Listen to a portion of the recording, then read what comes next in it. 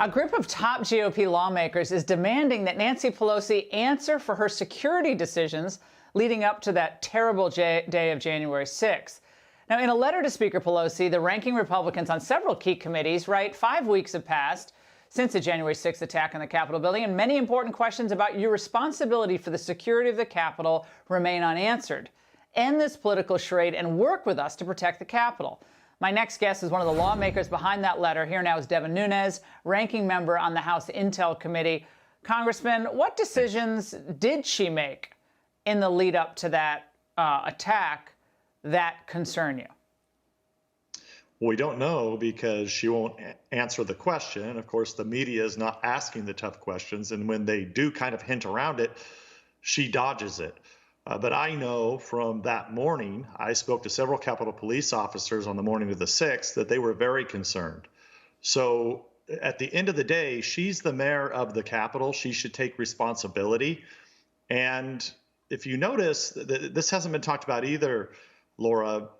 If on Saturday during the impeachment circus, impeachment number 2, remember there was that split time where they thought all of a sudden that there was going to be witnesses? Well, what happened is when Donald Trump's team talked about having witnesses, they were going to call her. And then they took a break and everything in a typical swamp fashion in D.C. disappeared. There were no witnesses and they voted to acquit Donald Trump. So she clearly doesn't want to answer what happened and what her roles and responsibilities or her staff were on that day. Well, how about the fact that major stories that were reported were false? That a lot of media organizations still haven't retracted fully. Like, police officers alleged to have been killed by, fire extinguishers, thrown by Trump supporters, and a horrible loss of life and a horrible thing that happened. But that's not what happened. But they just repeat it because it helps their narrative. It's disgusting. It's disgusting all the way around. I think everyone's seeing through this at this point. Well, I think everyone that watches Fox or that is in the ghettos that are left to conservatives on the internet, I think for the most part, most Americans did not see how badly the Democrats from the House were destroyed in the Senate about how they doctored evidence, how they falsified evidence. And this was presented to the U.S. Senate.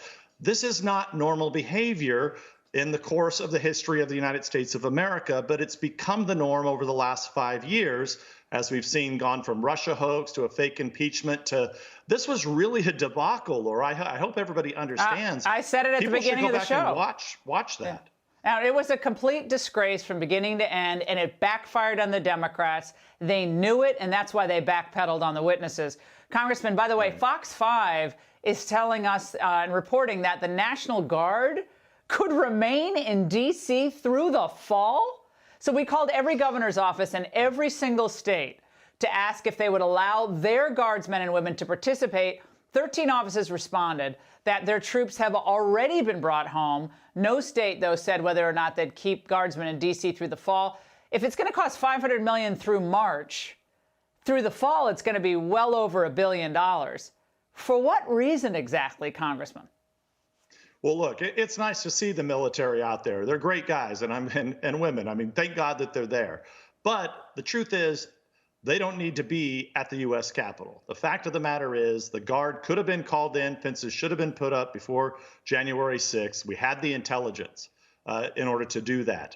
So the FBI knew. The FBI related that to the Capitol Police. But now moving forward, what I can tell you is I haven't seen any credible information whatsoever that would lead that we would need all the fencing and all the guardsmen that are still there. They need to go home. Madam Secretary, tear down that fence. Congressman, it's great to see you tonight, as always.